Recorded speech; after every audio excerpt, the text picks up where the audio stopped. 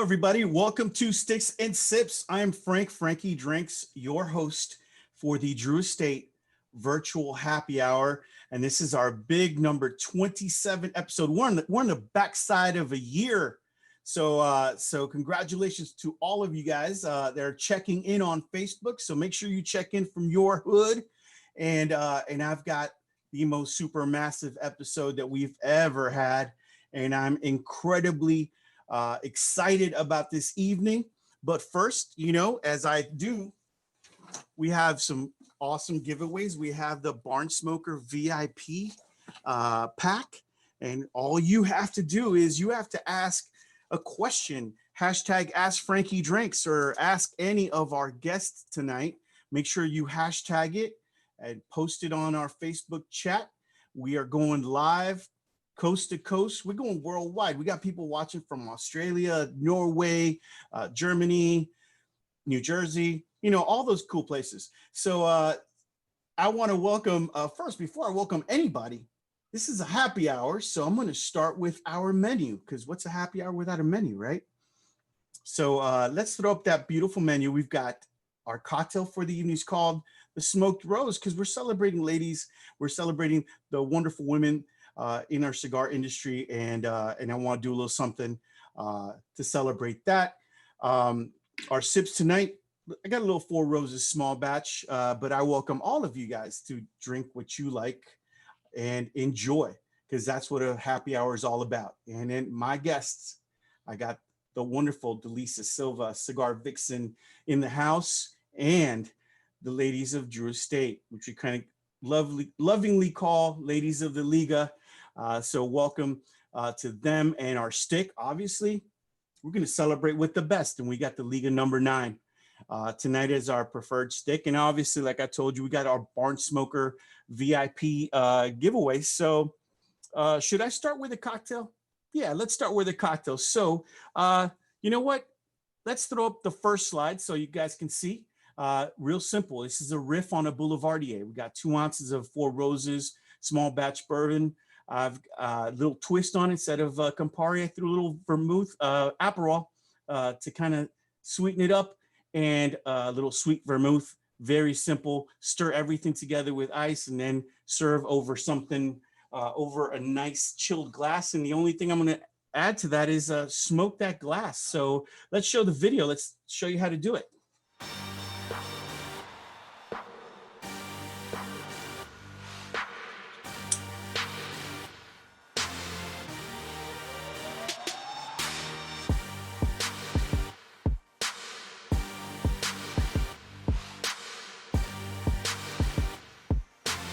So you guys know it's real simple. 3 ingredients. All you got to do is create your own cloche, which is a little vessel in which you can smoke your cocktails.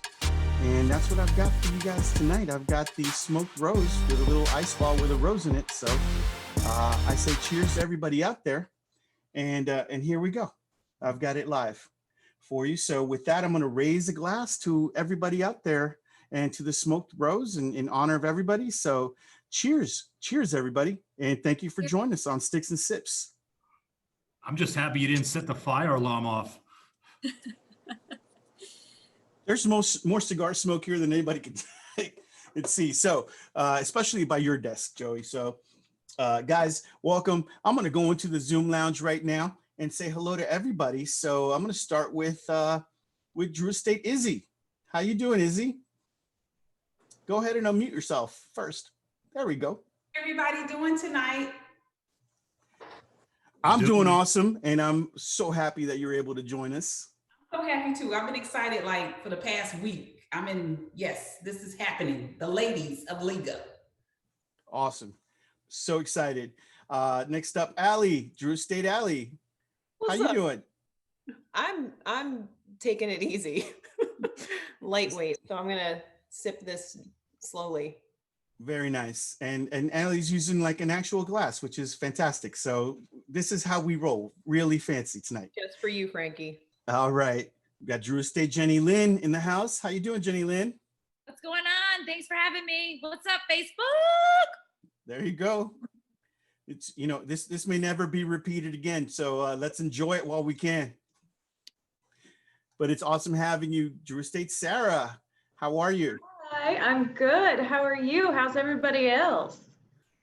Well, I can only answer for me.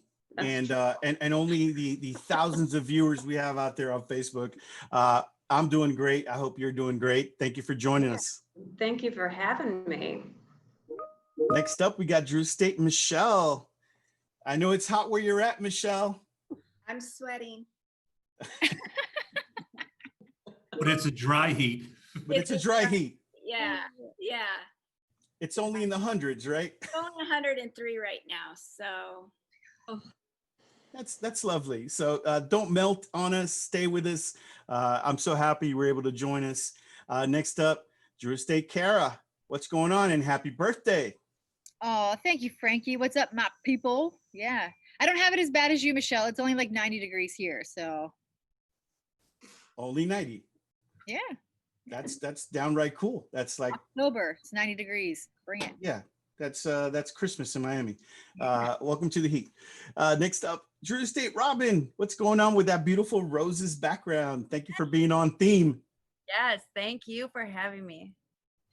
Always great having you in the house, and all of you guys are fantastic. And last but not least, I'm going to give the big intro to our first guest, and she's the CEO of Vixen Productions. She's a producer of videos that promote cigars, cigar lifestyle, does reviews, lounges, travel, all that cool stuff. And Don't forget the coffee. oh, don't forget the coffee, of course. Thank you, Joey. You know, keeping me on point, man. I'm trying to, like, you know, get everything. She's on YouTube. She's everywhere.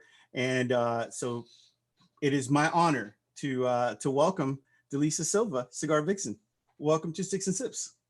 Hi, thank you so much for that intro. That's awesome. Cheers, everybody. Cheers.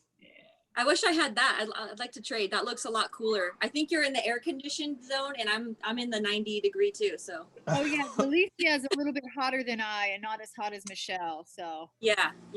I'm right in the middle. Yeah, October, right? October, you know, listen, but it's a dry heat, as Joey said. It's a dry heat, so we're all good. We're all good. Better a dry heat than a dry heave. That's what I always say. bro. It's true. Wow, that we just trying to get off the rails already, man. I've got an interview to finish, man. You know, so for everybody out there, you know, I know you get this question a lot, but Delicia, tell us how you got started in the industry, please. Well, gosh, I'm trying to remember now.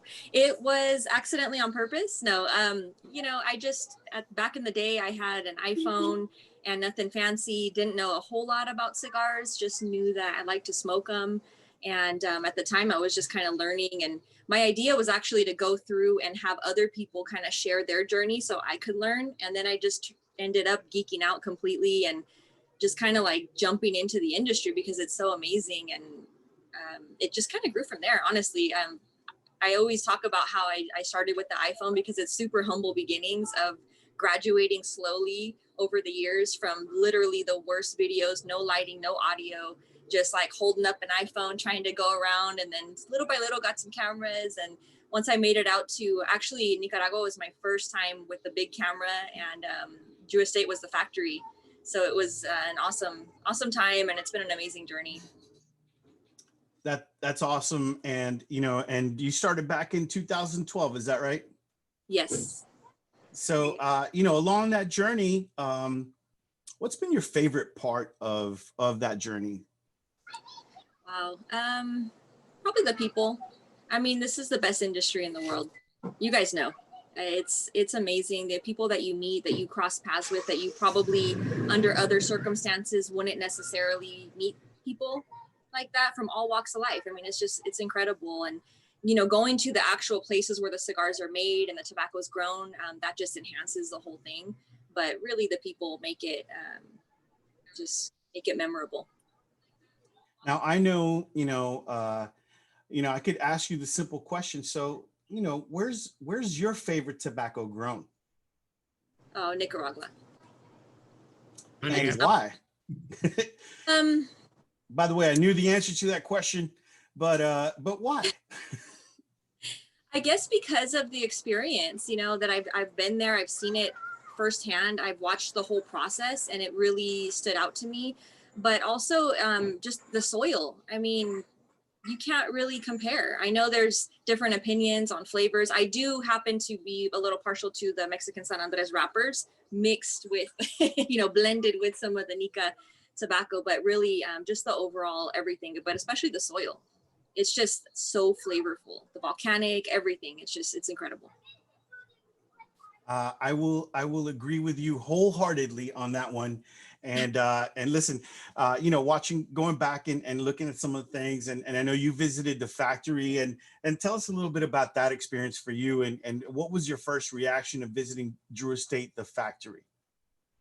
I was blown away. I took my first group back then. I can't even remember what year it was. I think it was, I want to say like 2014 or 15. And we were guests of Drew Estate, but we also kind of expanded our safari. So we were able to visit Hoya afterwards.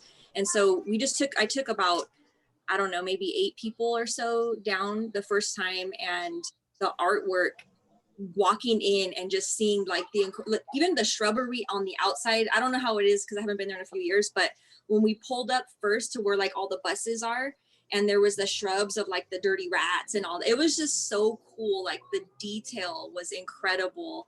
And my favorite part was the lounge, out by the pool, and then upstairs you go in the little lounge, the cigar boxes that were put out, the drinks that were there. They threw in some live music. I mean, it was just, and the staff, I think we were Henry's first tour, like where he had just taken over from Pedro. So he was like the first, we think we were like one of his first groups. So it was cute watching him. I mean, he did such a good job. He was so thorough, and it was awesome. Well, listen, I'm going to give you a little tidbit here. Joey, tell us what Henry does for us now. Man, everything. He holds the whole thing together right now. He's grown in so many leaps and bounds from that place where you first met him. He's my right-hand man. He makes sure that really the entire marketing team connected to the Nika team functions on a day-to-day basis with the myriad of projects and goodies that we have cooking up. So it's amazing to watch somebody like that grow. And that's a testament to our industry, is that upward mobility with people. That they can start somewhere small like Henry running a tour, and now all of a sudden he holds a really important role at the company. That's awesome. I love to hear that. Couldn't happen to a better person. He's such a sweetheart. Yep. And by the way, the last time I was there was February, and I think somebody was there from the crew here in March. That was our last safari, early March, or was it late February? And yes, the rat topiary is still there. Nice. Love it. I love this. It's so cool. So, I mean, one of the things we celebrate, obviously, when you go to the factory, you get to see that, the rolling floor is always impressive to see. Subculture studios, you kind of see where that art, comes from.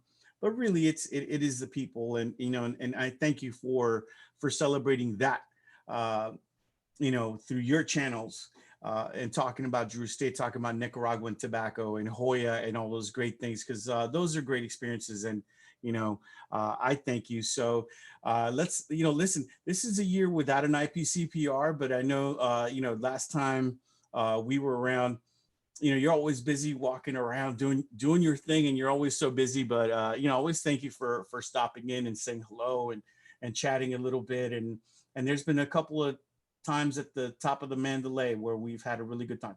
So I don't even times now.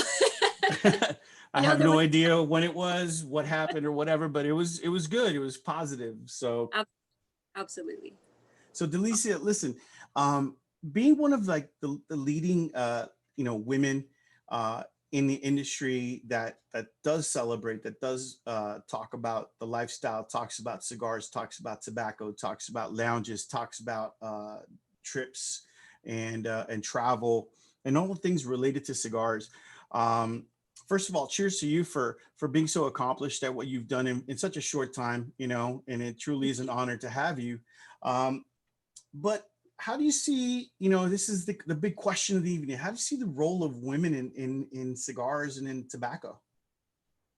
Well, I mean, it's grown quite a bit just in the last, I would say, 5 years. I remember when I first started, I think there was another girl that had done some cigar reviews, and I'm not real sure what happened with her. But other than that, I don't recall. Other than the families that have, you know, females that they do the cigar industry stuff, but media wise, I didn't really see many women in it. And now if you look, I mean, you hop on Instagram and you're just inundated with photos of like different Sisters of the Leaf just smoking, and it's cool. It's cool to see it. I think we've accomplished, like, you know, putting our voices out there, where it's like, yeah, you can post a picture and be cute, whatever you want to do, but hey, we're here to smoke. You know, we can handle, we're not like just doing, you know, foo-foo stuff. It's like, we're here, we can sit with everybody else, and we have stuff to say. And it's I don't know, it sounds kind of cheesy to say that, but it's nice to see the camaraderie between, I think, all of us women out there. I think for the most part, we all support each other, and it's just nice to go to different events and see so many ladies there. And you know, they're not just like standing around, they're smoking. You know, it's I mean, you have a beautiful team, all your ladies of the Liga. I love that title, by the way. That's awesome. And We're trademarking it. Jack is making a note. Ladies of the Liga, you know, we'll leave SOTL, you know, that's for everybody, but LOTL, that's us, you know, that's us. That's actually those guys. Absolutely. No, that's awesome. So I'm gonna say, like, listen, how do we get more women involved in the industry? You know, I mean, I'm gonna say this right now, and I'm incredibly proud to say it. I believe Drew Estate employs, I believe, the largest amount of territory managers that are women, that are incredibly skilled at their job, and you know, and I celebrate that. I'd celebrate diversity, gender diversity as well. And with that, I'm going to say a toast to all of you ladies for being amazing in what you do, because we kill it every day, and it's your efforts. And that's not putting down our, you know, my fellow guys out there. You guys kill it. We all kill it as a team, but we're better together. That's kind of been my thing. So, Delicia, what do you think you can do to get more women to feel confident about, you know, about coming out and smoking cigars, enjoying cigars, and then maybe coming into the industry as well? Wow, that's a great question. I feel like they're already out there. They're already coming in. And I mean, you brought up a really good point. I see, just based on, you know, IPCPR and walking around the whole trade floor, you definitely see probably the most women at your guys' booth, you know, filling orders, talking to people, smoking cigars, and out and about doing different events. You know, I'm down here in SoCal, so I see Kara like quite a bit. Well, I haven't seen her recently with 2020, but you know, before that, you know, she's out there. I haven't had the pleasure of meeting all the ladies in person, but it's nice to kind of get the names, you know, with the faces here on the Zoom call. But I think just inviting them more events. I always am an advocate for more events, because women like to go out, you know, we like to go out, like to dress up, throw some heels on, throw some sneakers on, whatever your thing, and, you know, come out and light up a stick. I think doing the pairing events especially are really positive, because it's just fun. You know, what you just did right now, that presentation, smoking it up, bringing your glass out, that whole thing. I mean, that draws a crowd right there.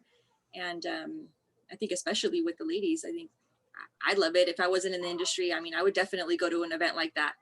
So, well, listen, I am available for rent, you know, at affordable rates.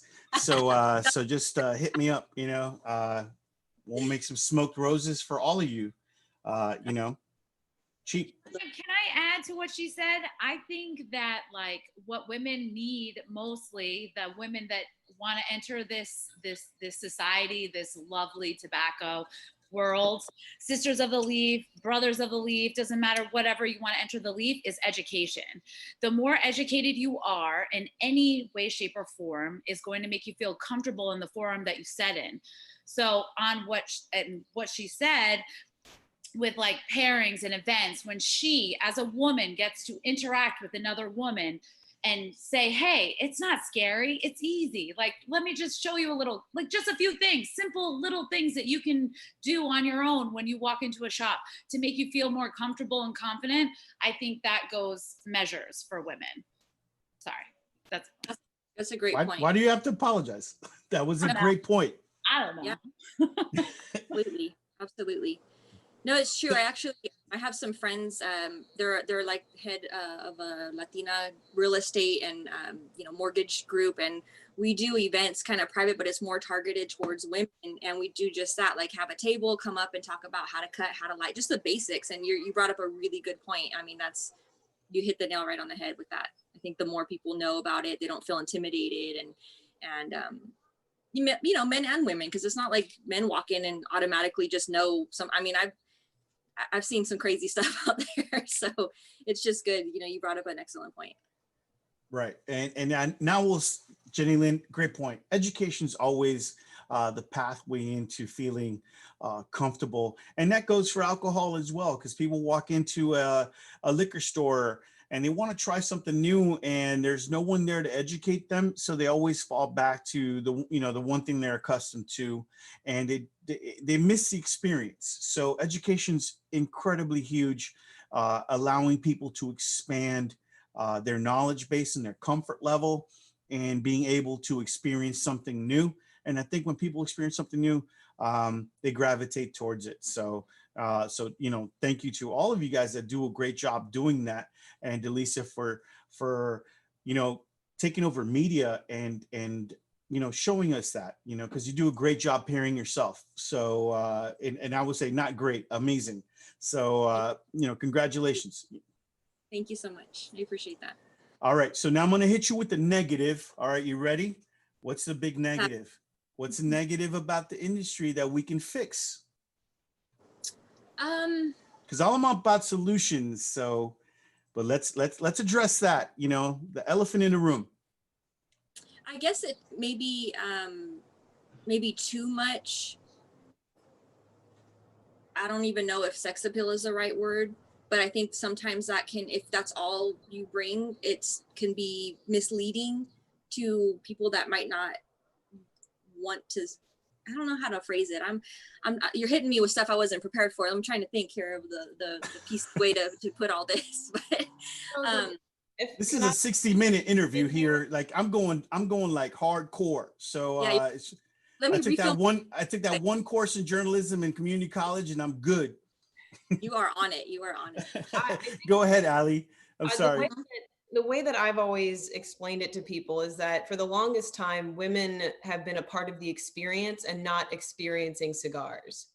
I think that's sort of how I could encompass what you're saying there. That for a long time, certain magazines still portray women as being part of the experience. And that is still kind of a negative when you have all these ladies of the Liga, Sisters of the Leaf, that know what we're talking about.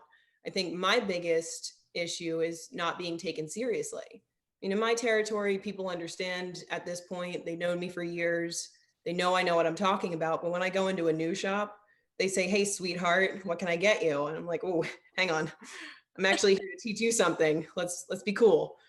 That's my experience with that. Be cool. So, I mean, listen, not to cut you off, Ali, do you have something to add to that? Just I'll save the anecdote for another time, but I always take those as an opportunity not to get angry, as an opportunity to educate, because it's not usually coming from a place of animosity. They just don't know how to talk to ladies. They don't know that we are here to smoke. We're here to experience cigars. But it was also a culture for a very long time within this industry which was male predominant. So, which now the women are entering and crawling out.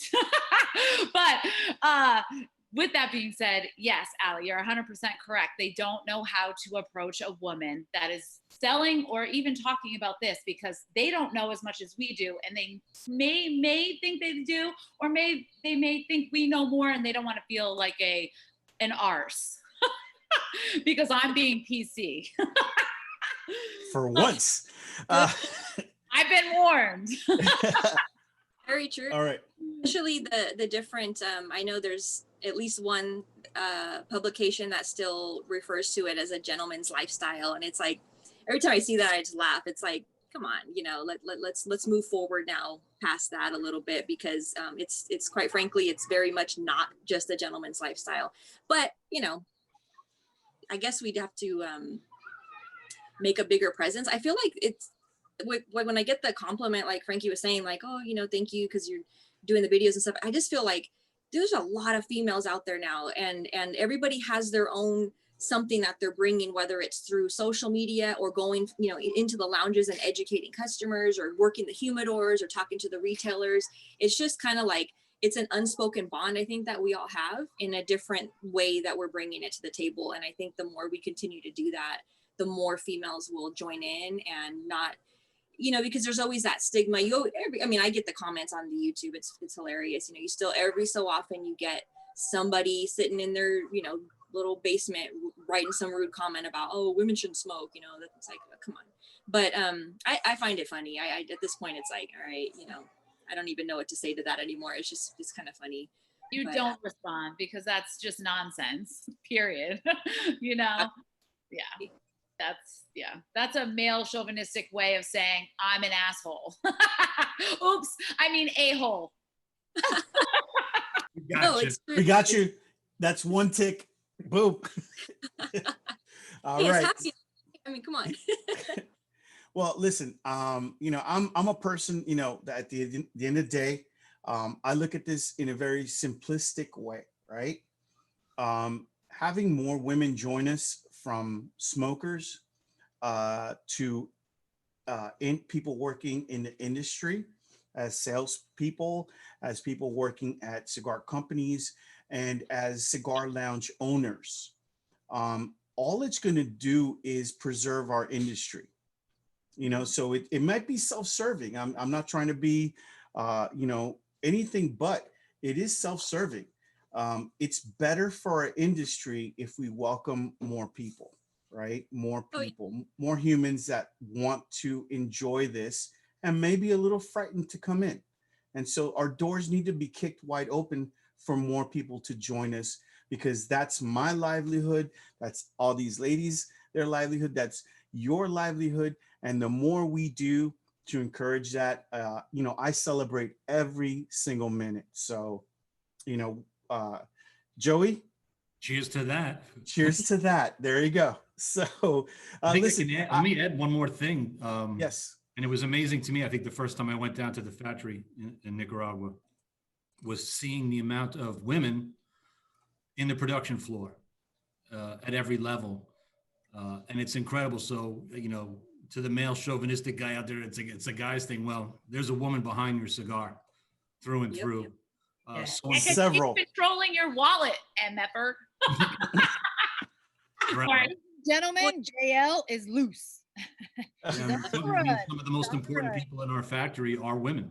Correct. I mean, Joe, you could walk us through the entire process, and it's almost, our entire factory, the lion's share is our ladies and our women that are doing an amazing job in every part of the production process. And with that, like for me, like cheers to them. Cheers to them. Like I have my girl Carla. She handles everything that I do in connection with Nicaragua, and I don't know what I would do without her. I mean, I would be lost completely. And Yesenia on the factory floor, making sure that all the cigars are coming out just perfect every time, every day. It's a magical thing to watch and to see, and then to see that we have women throughout the entire spread of the organization is remarkable, and it's humbling. It's like, wow, we can do this, and we're better for it. Oh yeah, and in my opinion, I mean, it's grown quite a bit, but it's nothing new. There's been females that have, since the origin of cigars. I mean, you have them rolling, making, tasting, sorting. It's all, they've just been a big part of it. Any factory that you visit, it's a beautiful thing to see. And it's one of those things that, even going to different countries, different cigar countries, I mean, even the classic, what is the one, the Cuban picture of the old lady that's smoking the cigar. It's like, come on, she's been smoking a million years. My tia, actually, she's my great aunt.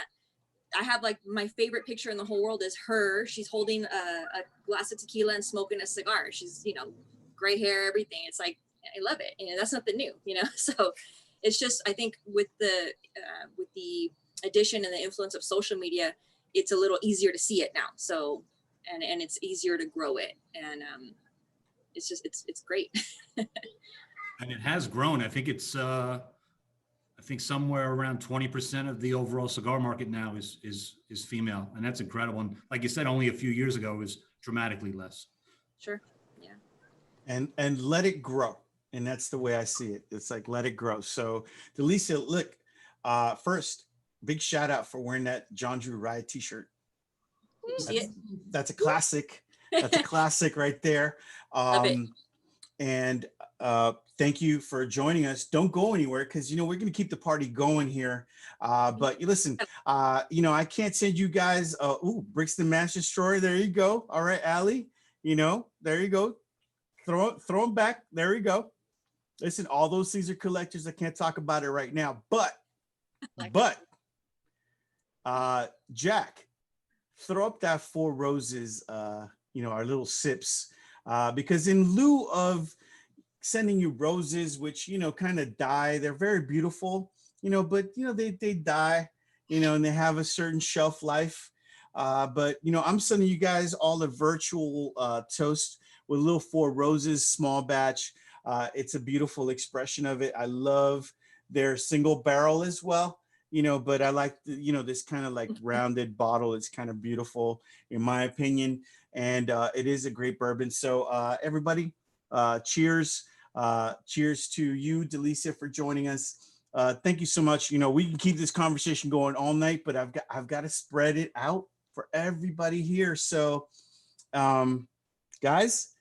Oh, look at JL with this smoky drink. What did you just blow smoke into that glass? I just blew my Year the Rat in my E.H. Taylor small bag. Okay. Oh, there you go. There you go. Okay. I dig it. Listen, I only built this thing by hand. So everybody wants to know, this is just a T52 box, for a Robustos. And all you got to do is drill a hole in the back and it's just a cloche. So you put a cocktail inside and then you get one of these cool little things. That's a smoker for everybody watching out there. And it's got like a little fan built in. And you fire up the stuff that's inside. You put a little, I just burned out all the stuff I had in there, but it blows out the smoke from little chips of hickory that I threw in there for this cocktail. Where do you get that, Frankie? Where do you get that little smoker? I want to ask you something. Can I throw like a little pieces of cedar in there and light it on fire and let it do its thing and it'll do the same? You know what? The cedar doesn't work as well as like things like hickory or applewood or mesquite. It works. And it works usually when it's better, like on if you had a plank sort of like maybe this, right? You could actually fire that and put your glass over it too. So there's a couple different ways that you could smoke a cocktail. So I just use what's called the cloche method.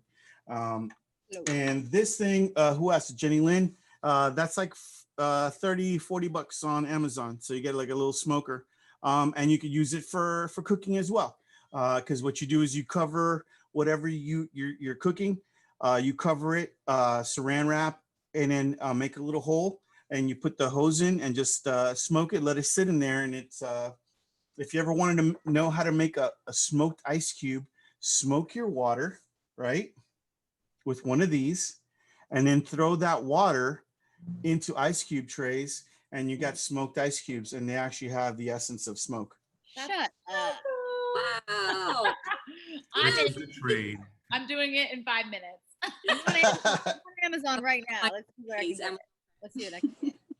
So, and then you could also do that like with your syrups as well. So you like, if you want to do like a smoked honey ginger syrup or smoked honey, you make your syrup and do the same thing. The flatter the pan so it has more surface area, cover it with saran wrap, smoke it a lot, and then just let it sit there. and then just go ahead and bottle that, and you'll have some smoked syrup for you guys to use. And you can use it with soda water. You can use it with anything. You know, you have this nice smoky flavor.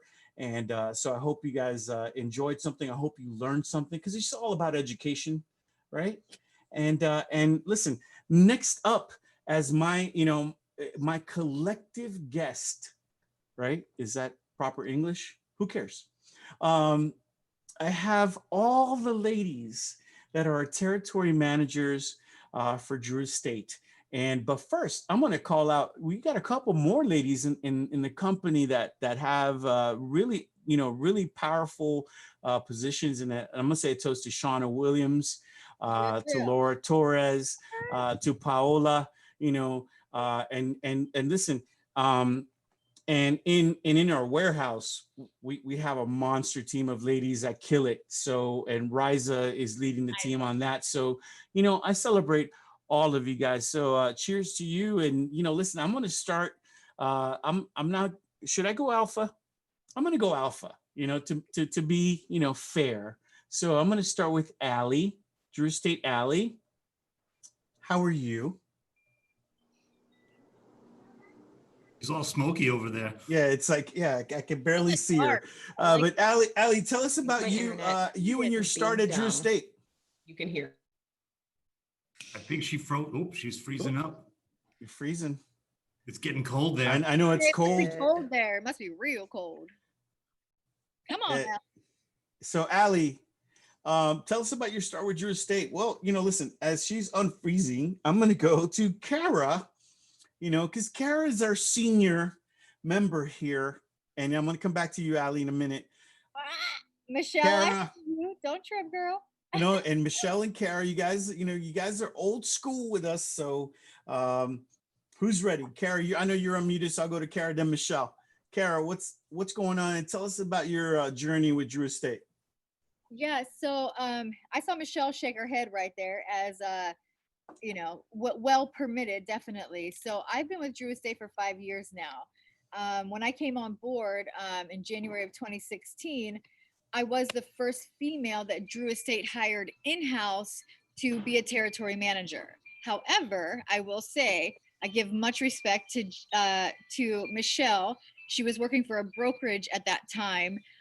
So she was already on the road for us doing her thing, but she wasn't in-house. So she's worked for Drew Estate, quote unquote, a lot longer than I have, but in-house, yes, January 2016, 5 years with this crew. So it's been a blessing. It's been a beautiful journey. I will say that much, definitely. Yeah.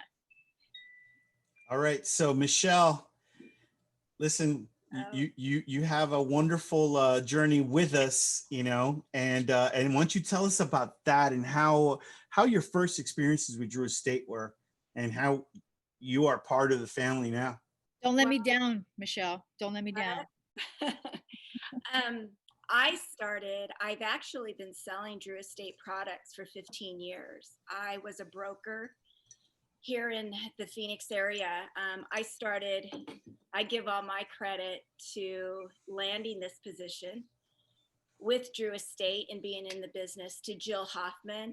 Rest in peace, Jill. Jill was one of the first females out there in this industry. She had a little over 20 years. She was a broker, very successful. She brought me on board 15 years ago. And it's been great. I used to be a flight attendant. I was burned out, wanted something new, and enrolled in college, and I landed here. I mean, you just never know where your path is going to take you. It's been great. When I first started, my first question was, where's all the women? Like, it was men everywhere on the show floors, the events. And I grew up with 5 brothers. So I wasn't intimidated. Every once in a while, I'd have somebody intimidate me, but I could pretty much hold my own after growing up with 5 brothers. And then I went in-house after Jill had passed. I decided to make the move, and I went directly in-house with Drew Estate. it is probably one of the smartest things I've done in my life. It's been great. I love this industry. And most of all, I just love working with, seeing women smoking more cigars, working with more women. I used to always show up to all these, our annual sales meeting, and it was all men. So it's great to see all the women. That's awesome, Michelle. Definitely miss being out on the road and seeing you guys, and especially you, Michelle, because we stay busy. She's got such an amazing territory in Arizona, and you do such an amazing job for us. So cheers. Cheers. I hope it's getting a little cooler out there. And listen, Allie, are you ready? Are we ready to do this? No freeze? That was weird.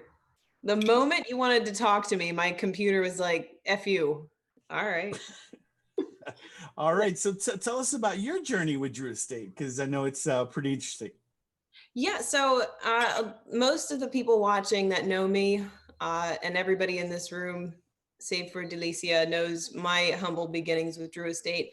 I fell into this industry in a different kind of way. I was a model. I was hired through my agency to do Cigar Fest up here in Pennsylvania. And I thought, hey, I like money. I'll go do that. It's just cigars, whatever. And I get there and there's 6,000 people in 2 days.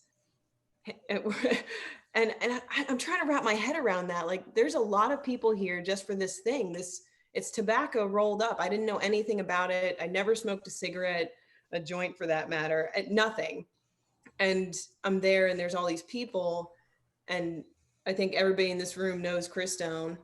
He's the rep at the time in the area. And he's like, here, try a Tobacco Especial Negra. If you hate it, I'll smoke it. I took one puff of it and was like, oh, I get it. I get why people do this. I could do this for a while. So I started doing events with him at different shops and starting to get familiar with the lines.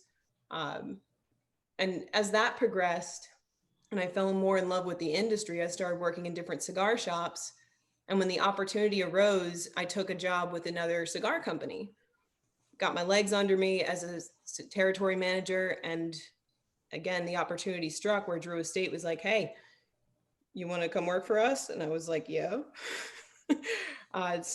Work for the company that got me smoking cigars, that led me on this path in my life. Of course I want to do that. So here I am after starting with them December technically of last year. I've been on the road with Drew Estate since then. It's been a fantastic experience, and you all know what the quotey fingers mean. This year has been weird. Not weird for me. I've been on the air for 27 freaking weeks, no breaks, no vacation, no nothing. Nothing. Nothing. And Joey's been with me there every step of the way, as well as Jack Hare. So all you guys that don't know Jack Hare, he's the guy he's the master producer of this lovely program. And listen, I thank Jack and I thank my man Joey for being here. 27 weeks, man. Only another 25 the other way, and we'll get to a year.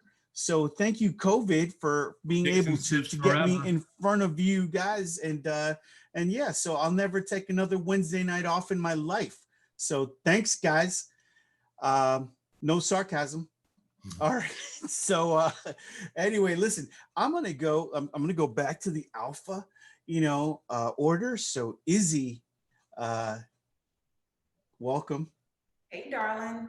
And I know your story to Drew Estate, but I think people need to know. People want to know. We're the National Enquirer. People want to know. So my story is kind of simple. I started with John Drew Brands with you, Frank. We were working together, and then a position, the retail specialist for Specs, was available.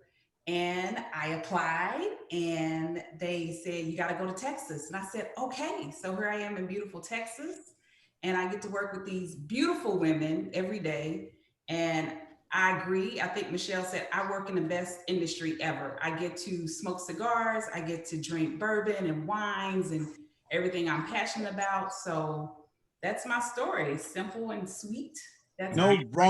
wrong. You are missing a big chunk of that story. Which chunk, Frank? Which chunk? The Is it chunk, man, the big Right? chunk. When you met Jonathan Drew, Oh my God. So let's really back up then. So prior to JDB, I was a tasting manager in Chicago. I was working for a company called Shall We Wine that is actually a woman-owned tasting company in Chicago. Okay. I had just got my bourbon certification through Moonshine University. Yes, I'm certified to drink. I'm a licensed alcoholic. That's what I do. And I How do went I get that job? How do I sign up? I'm an unlicensed Right? alcoholic, and it's all good. licensed alcoholic. So I went to the Drew Estate event that was happening at CASA, the UF4 release. And JD, as anyone knows, JD, he likes to talk, he likes to chat. He's like, girl, I haven't seen you since Cigar Fest. What's going on? And I just got my certification like a couple of weeks earlier. And he goes, hey, look, really? Let me get your information. And I'm like, okay, what? Why does he want my information? Okay. And next thing I know, first I get a phone call, I don't recognize the number. Then I get a text like, this is JD. And I'm like, wait a minute, JD. Whoa, JD, like what? And I got hired with John Drew Brands. I was the national tasting manager. And then fast forward to the position was available for here in Texas. And I came aboard. And I guess the rest is history. I'm loving it. I mean, every day it's truly living a dream. Like seriously, this is what I love. This is what, I wake up and I'm happy. I'm not upset to go to work every day. It's almost not like working. I mean, it's work, but it's not, it's different. It's a lot of work, girl. Don't It downplay is a lot of work, but I enjoy it. So it makes all the difference in the world. Well, listen, I'm glad you actually included the whole story. Thank you very much. Welcome, darling. I mean, you glanced over, the key part, like when you threatened JD, I'm gonna work for you. And then, that's how rumors get started. I didn't threaten him. all right, whatever. One man's threat is another man's promise, or woman's promise. It's all good, So, but listen, love you. And I'm glad you're with the family as I am. Very honored to be with Drew Estate after a great journey with John Drew Brands. So with that, listen, I'm going alpha. Robin, Drew Estate Robin, with the beautiful background. How you doing? I'm good. Thanks for having me. Always. But the question, right? You. What's your journey with Drew Estate? How did it happen? Man, I still ask myself that today. I couldn't be luckier to be in the position that I'm in today. I started smoking cigars probably I think 3 years ago now. And I was just a regular in a lounge, hanging out. I was real close friends with my local rep, Mike Laneza. I got to give him a shout out. Mikey. Right. The machine. So the position became available and for a retail sales specialist for Binny's and for Wild Bills in Michigan. And I was approached for the position and I applied. I'm like, there's no way I'm going to get it. All these cigar gurus that I'm good friends with, I'm like, out of all these guys, how am I going to get the position, right? So sure enough, go through the interview process. They started dwindling down and I become the last few candidates of one of the last few candidates. And here I am. And then I got hired January 6th was my first day with Jack Heyer. We were first day buddies and go through onboarding, la-di-da. And then we go through all this training, right? So I trained with, I don't remember the order that I went in, but I trained with Izzy and that was like my life-changing moment because trading with all these guys, right? I still felt like there was that missing piece of like how to be a woman in the industry. And Izzy definitely took me under her wing. She's like, I got you, girl. So ran around Texas doing her thing and became comfortable doing what I do. And then we went to Safari, which is a great teaching opportunity. for the whole education part. I have a totally different perspective on cigars after that. And then COVID hit. So I have yet to like really experience the like on the road part. Obviously I was on the road with training and whatnot, but you know, I didn't get an opportunity to like build those relationships that like you get to build by face-to-face conversation. So I've been Robin on the phone, and everybody knows my voice. So I'm like waiting for like when we get back into the stores, I have my mask on, I'll be like, it's me, Robin. You know, they'll know me by my voice. So yeah, that's how I got here. Well, that's awesome. You know, I love my people at Benny's, right? You know, those are some good people. And they have an amazing mezcal selection, Joey. Amazing. And I'll say that again. Amazing. And so thank you, Robin. And last but definitely not least, so sorry, Sarah, you're the S, and it's like the last one. So sorry. You know, if Shauna was on, you know, you would be second to last. Yeah, But that's true. but That makes sense. so you know, so Sarah, tell us your incredible journey with Drew Estate, because I know it's fascinating. Yeah, mine is it's kind of random. So it almost starts when I first got into the industry, which the beginning of next year will be a decade, and it blows my mind that it has been that long already. But I worked for a small online retail wholesale company that sells all different types of tobaccos, but I always fell in love with the premium cigar side of it. Before I had started, I had never smoked a cigar. Cuba Cuba was the first cigar that I ever smoked. But I always loved the culture of Drew Estate. And so I always said that if I were to ever work for a cigar manufacturer, it would be Drew Estate. And sure enough, 5 years after that, towards the end of 2016, I hear through the grapevine that they're wanting to expand in Europe. They had been distributing over there heavily for like 2 years or something before I heard about the opportunity. And I just happened to know who was hiring for the position. So I reached out and basically raised my hand and was like, hey, if you want, I'll move to Europe for you. And sure enough, about 6 months later, I started with Drew Estate and I moved over to Germany. And I was there for over a year and managed the European market, which was absolutely incredible, but ended up not being over there as long as expected because they wanted me back domestically. And so I ended up moving back to Virginia, where I went to college and knew a couple retailers and customers already, and started managing in Virginia and DC, and then took over Maryland the beginning of this year too. So it's been all over the place. All over the place is you, global, national, you know, and it's been amazing. And you know, listen, you do amazing work, you know. Ray told me to say that. Of course he did. Of course he did. Yeah. So, you know, so listen. After all, so. Yeah, exactly. You know, he's you know, he's Ray. So, you know, we give a shout out to Ray because we love Ray. him. You know, I love Ray Warren. I love Mike Yaneza, even Jeff Tunnell, man. You know, because he's my boy.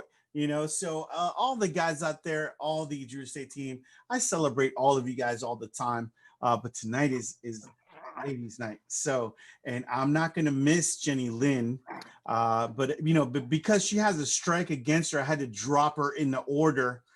So now, ladies and gentlemen, the moment you've all been waiting for, Jenny Lynn and Jenny. What's your story? What's your journey with Drew Estate? Oh, I was so hoping I was gonna get missed.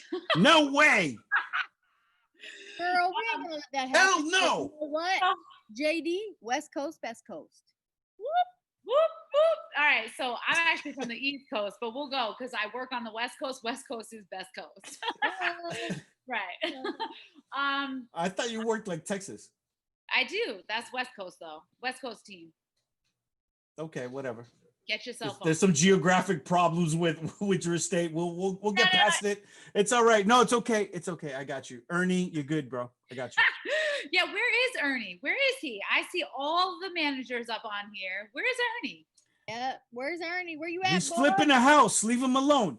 I'm just saying.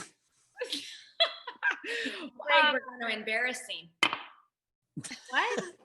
We're not going to embarrass Ernie. Ernie, make that money, bro. Make that money. He's saying That's what prayers right now. He's cringing. He's biting his fingernails because I have the mic.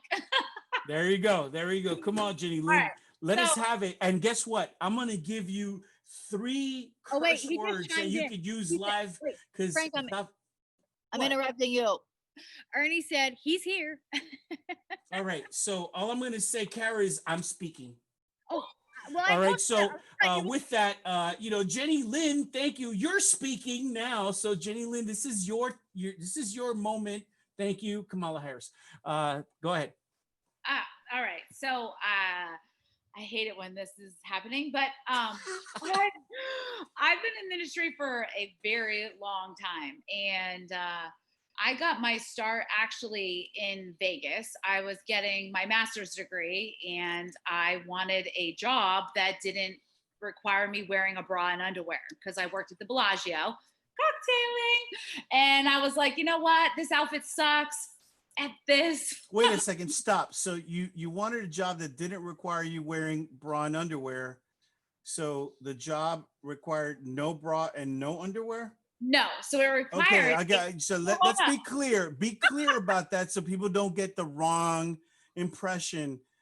Language is important these days. Okay. So lots of double negatives. I'm told I say a lot. However, this is the thing. So I had a bra and underwear on cocktailing at the Bellagio, and I felt I did not want to do that anymore. So I was walking through Vegas and like, where else do I want to work? And I saw Casa Fuente.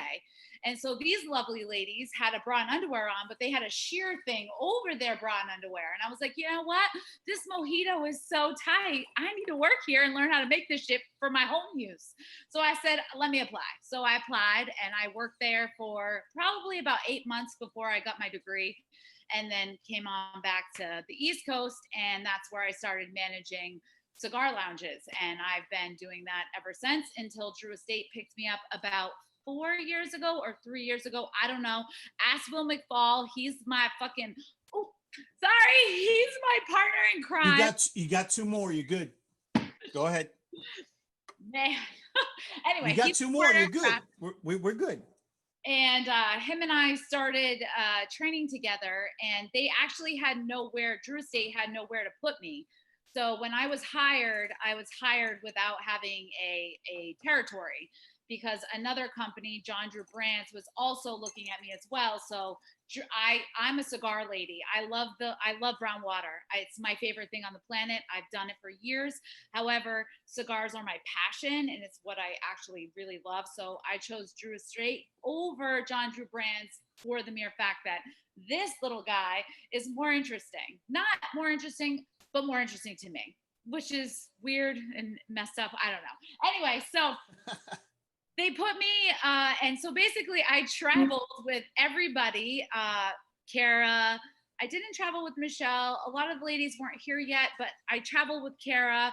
I traveled with all of our guys, and till a territory opened, and that's where they stuck me. And I was the Colorado rep for a while, and now I'm Lone Star South. And I love Drew Estate. Thank you. I love it. And now I'm actually on the East Coast working for Lone Star South, because now I'm a Texas rep and I have the Dirty South, and I love it. I love everything about it. This company is wonderful. I can't say more good things about it. I can't say more good things about the people that I actually work with, especially the women. Michelle is I want to say an old school woman, but that makes her sound old. She's phenomenal. She's been in this industry longer than most of us have. And so she's got more experience than a lot, and she's just a wealth of knowledge. And Cigar Vixen, you are awesome because you don't promote yourself as I'm trying to be politically correct here. You promote yourself as a beautiful woman that knows tobacco. And I appreciate that, because Thank you. we need more women in the industry that don't sell their bodies and that sell the tobacco. So, because the Thank tobacco you. is super interesting. Fuck the tits, man. Everybody has tits. Who cares about those things? Sorry. Shit. There you go. I'm muting myself. Wait, no, I have a question for JL. Yes, ma'am. Really, Kara? Can we ask Jenny Lynn what her degree is in? Oh, I'm a yes. mad scientist, bitches. I'm biochem. Crazy. Biochem. I've been Biochem. biochem. I have a double master's in biochem. There you go. Love it. Awesome. Love it. Awesome. Educated, well-rounded, classy, Yes. sophisticated women who love tobacco. It's amazing. But I'm crazy. I love it. You're crazy as fuck. I love it. Kara, that's one. All right, so there we go. So listen, you know, so everybody out there, you know, welcome to the Ladies of Drew, you know, women of Drew, and they're the most fascinating people. They're part of that core that make our world go round, you know, and thank you to all the TMs out there and all the bums. And a bum means a business unit manager. So I'm not insulting anybody and calling them a bum. But, you know, these are the business unit managers that manage our company, and everybody out there that does so much great work. And I'm going to pivot here for, I almost said it, but I didn't. So I didn't say with that. So Jack, throw up that beautiful slide of our stick of the evening. And that's a Liga Privada, you know, number 9, the beautiful Connecticut broadleaf, Brazilian Matafina, the blend of Nicaraguan and Honduran tobaccos. So I'm going to go around the horn and have everybody say their little piece about Liga. You know, what do you like about it? You know, what do you love about it? Whatever it is. So let's start from Robin. What's up, Robin? I was trying to get my thing to unmute. Liga. So little backstory. So my first cigar was a Crazy Alice. So I started with the sweetened sticks and quickly moved into traditional tobacco. And Liga blew my mind. It's bold, and the flavors are great, and it pairs with everything, including Dr. Pepper. We got to bring it up. And I fell in love with it. So I want to hear what the other ladies have to say. All right, Kara, you're up. I just want to say I love Dr. Pepper. My sister loves Dr. Pepper. I don't know.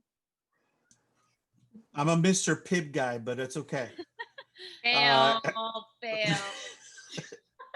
Go ahead, Kara.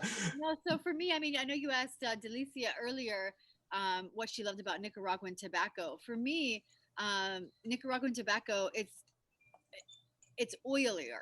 It's got more going on the palate. When I smoke Dominican, I feel like it's dry on my palate. So like, for instance, like Liga, absolutely love it. Full of freaking flavor, all the shebangs. Obviously it's a Connecticut broadleaf wrapper, Brazilian binder, Nicaraguan, Honduran fillers, the whole shebang.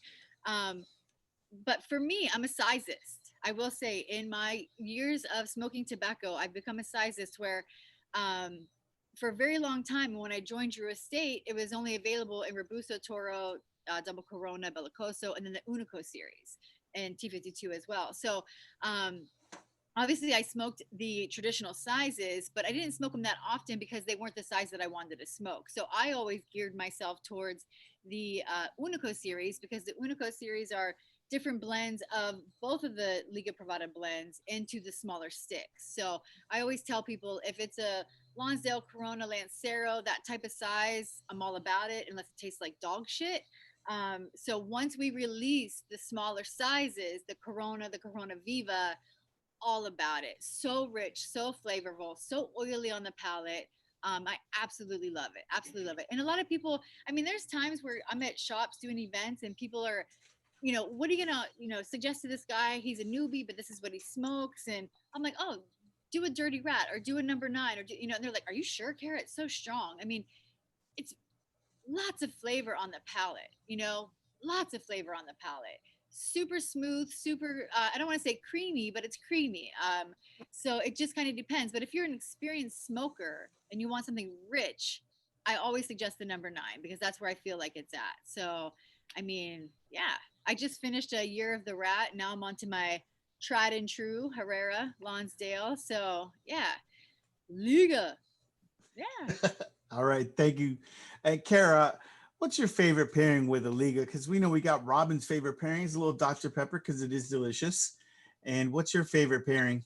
Oh yeah. So going back to the Dr. Pepper thing. So when I got the job with Drew Estate in my area, I do the West. So there was a lot of murmurs and stuff, and everybody said there's no way Drew Estate's gonna hire a chick to be on the streets, you know, blah blah blah. There was like all this thing. So when they hired me, you know, of course, here I am, right? But one of my best cigar BFFs, his name is Michael Premium, yada yada. He said to me, he goes, Kara, I heard that I don't know what he said, spray, dip, soak the Liga number 9 wrapper in Dr. Pepper.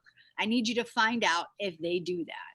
I'm like, okay. So yeah, I don't know if they do that. I've never drank a Dr. Pepper and smoked the Liga number 9.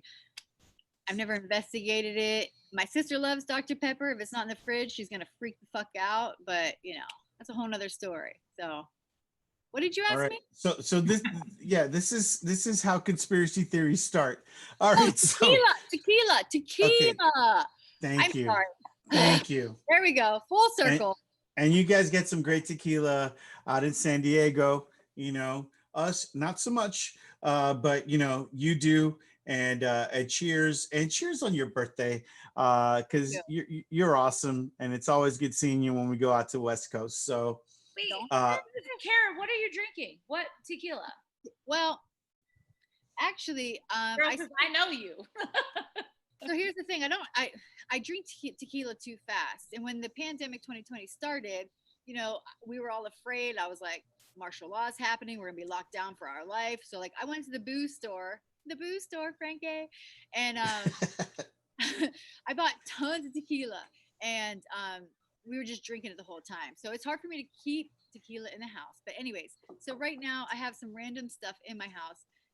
I started tonight with a tequila that my boy Sammy the Bull gave me for my birthday, which I've never seen it before. It was just like some random brand. It's like agave something. I don't even know. But I started with that, and right now, honestly, I'm smoking Patron, which I don't even drinking Patron. I don't really drink Patron too often, honestly. So, but that's what I'm drinking right now. Like Joey knows, he's on this side of me right now. I also do drink a lot of mezcal. So people always ask me at shops, you know, what pairs good with this? What pairs good with that? I'm like, what are you drinking? And that's what pairs with it, you know. Or for me, I always tell them I drink tequila, so tequila pairs with everything. So yeah. All right, can I tell a quick story? Am I allowed to, this is my show. Are you gonna Listen, you know, I'm hanging out with Kara at a place called Ghost Donkey. Don't tell them the place. Okay, so Ghost Donkey in Las Vegas. You know, you know, listen, if you know, you know. You know, you know, we're having a good time, and Kara's having some you know, some lovely, you know, tequila, and I order like, Joey, you're gonna dig this, man. I ordered, I think it may have been like La Locura, which is hard to find, and you know it's expensive. And so, you know, I order a couple of shots of, you know, I order a shot of La Locura, and I hand it to Kara and said, hey, try this. And she shot it, the whole thing went blah, you know, and it was gone.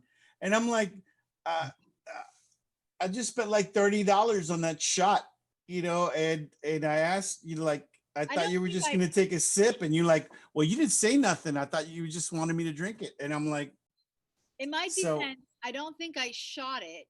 He handed it to me, and I was like, oh, thank you.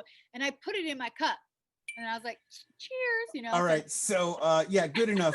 Thank you, Kara. You know, I had to order another. So anyway, so love you, Kara. Happy birthday. Best of wishes, you know.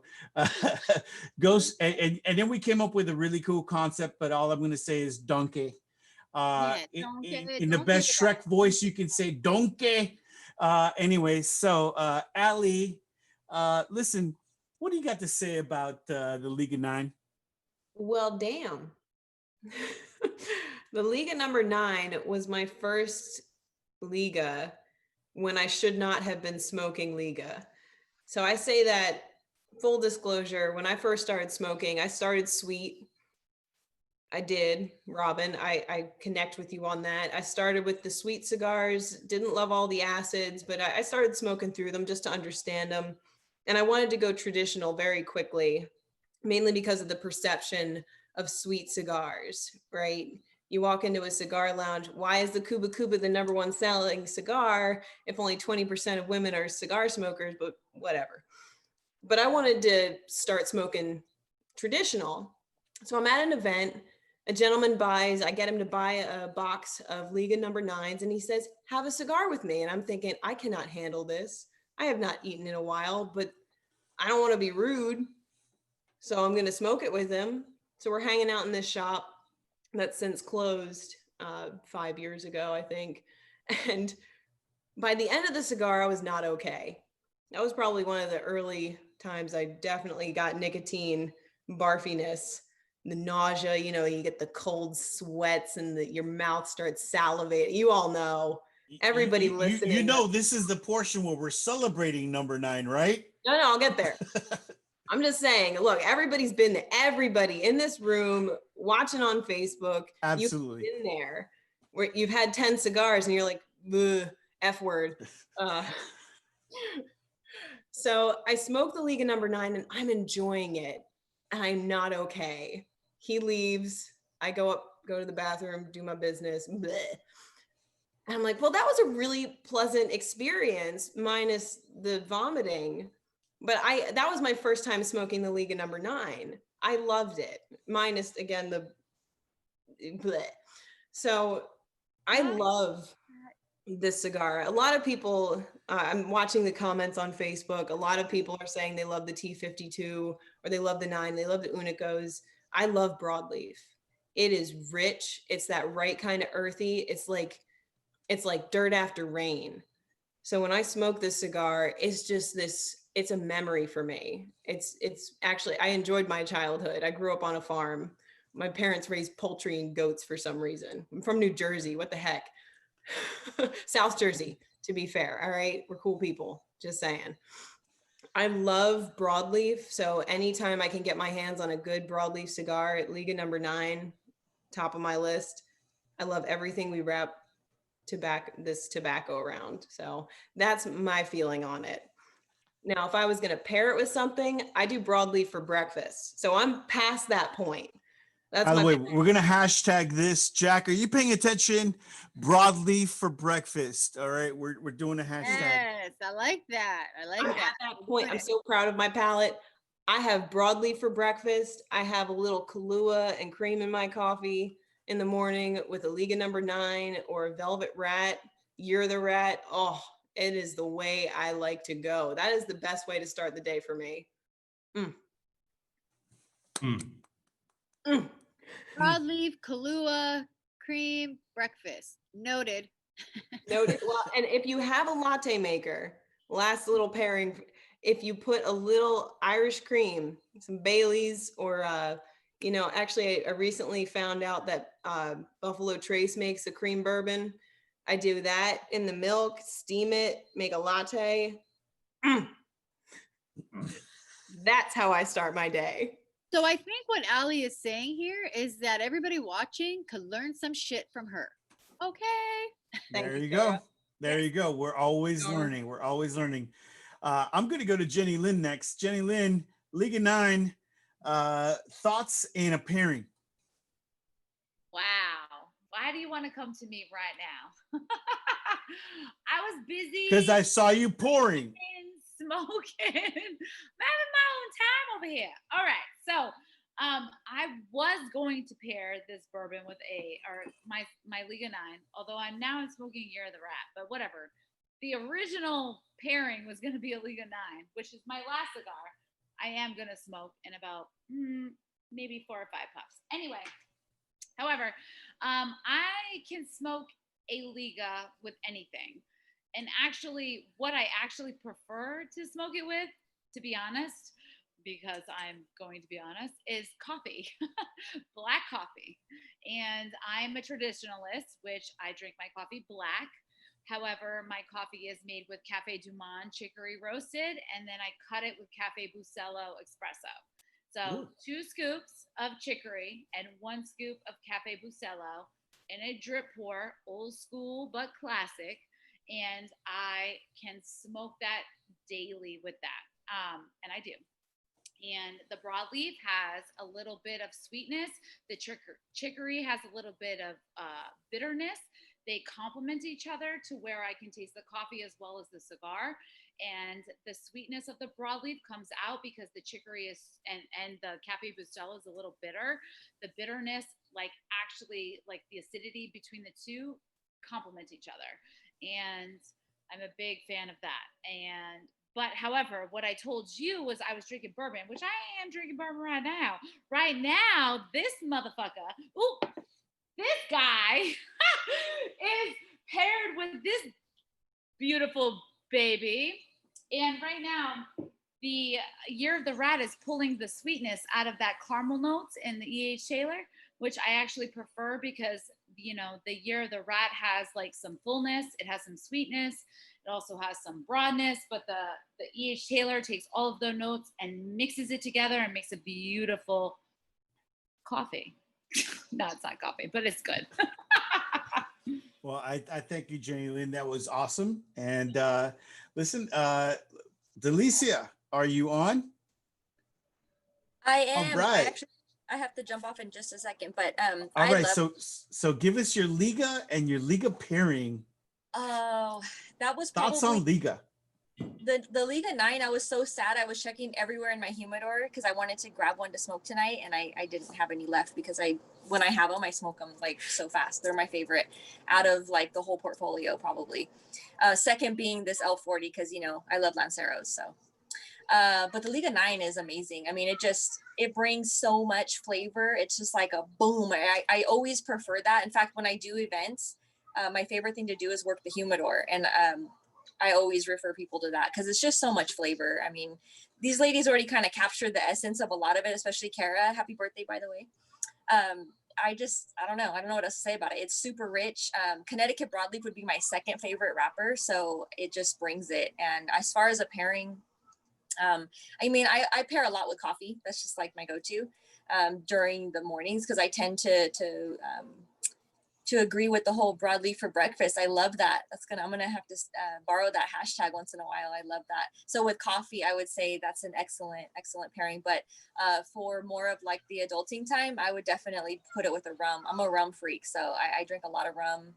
I would probably do that one with a nice Zacapa, neat and easy pairing, and pulls out a little bit of the sweetness that isn't necessarily there up front alone with the cigar. But again, when you pair it with the rum, it kind of brings a little bit of that out, and it just, especially those caramel notes, just, I love it.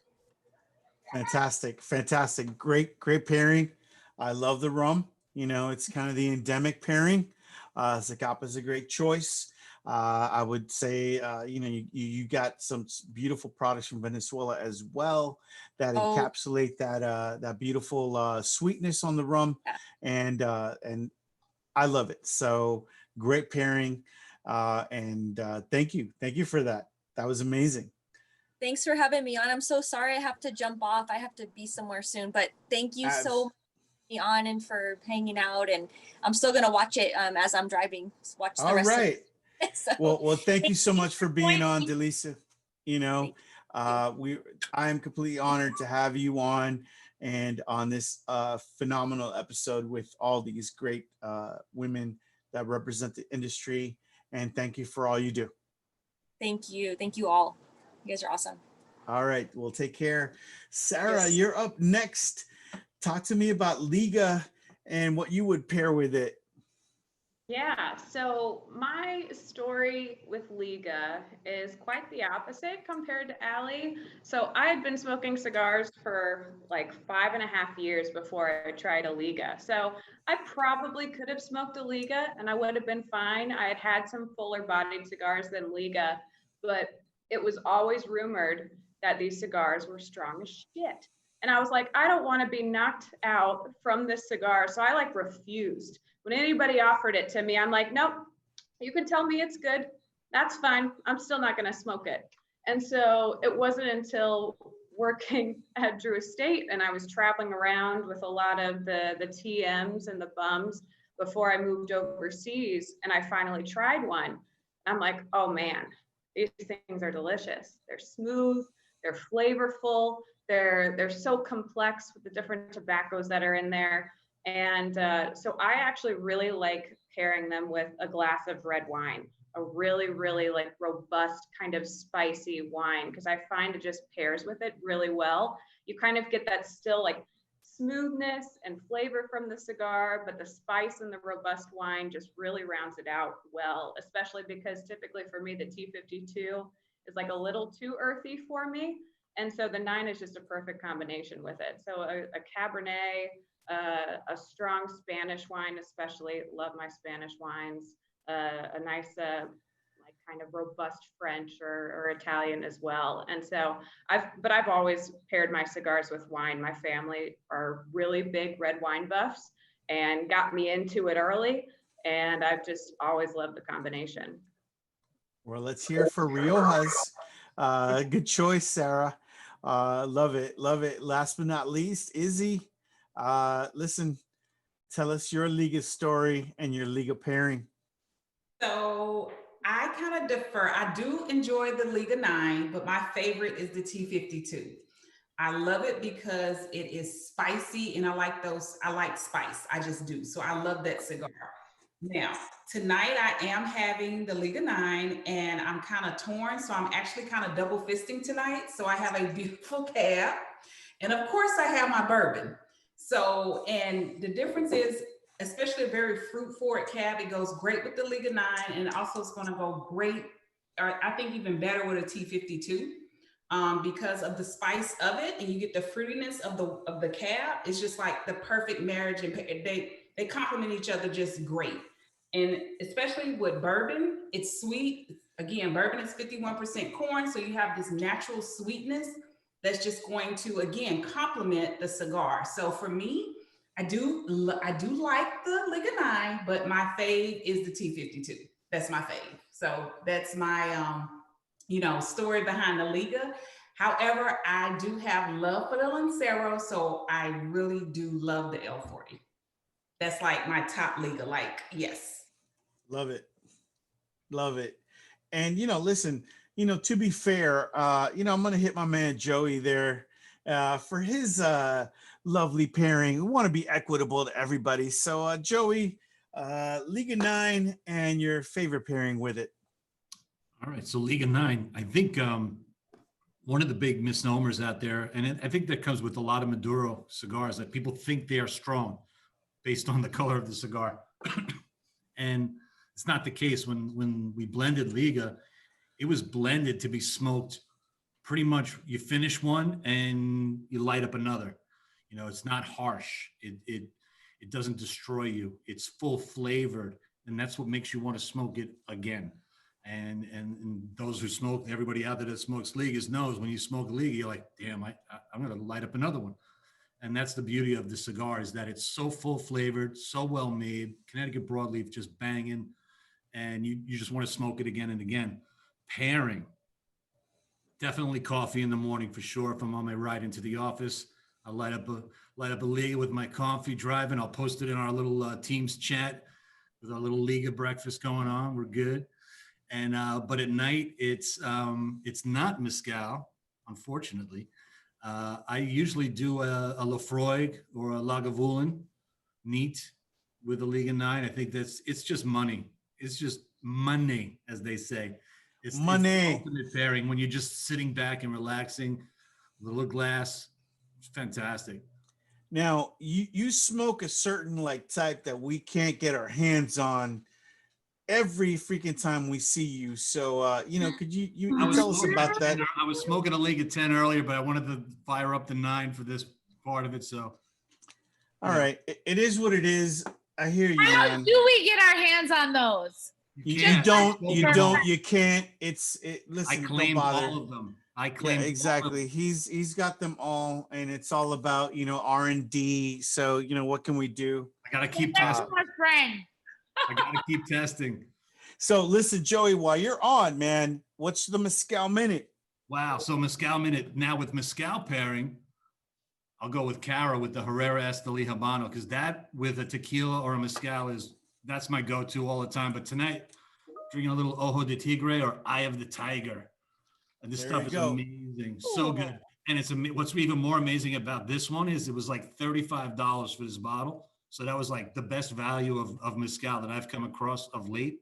So if you Great find this value. one out there, man, go get this. And our girl Camille Austin, cheers to you, babe. Absolutely.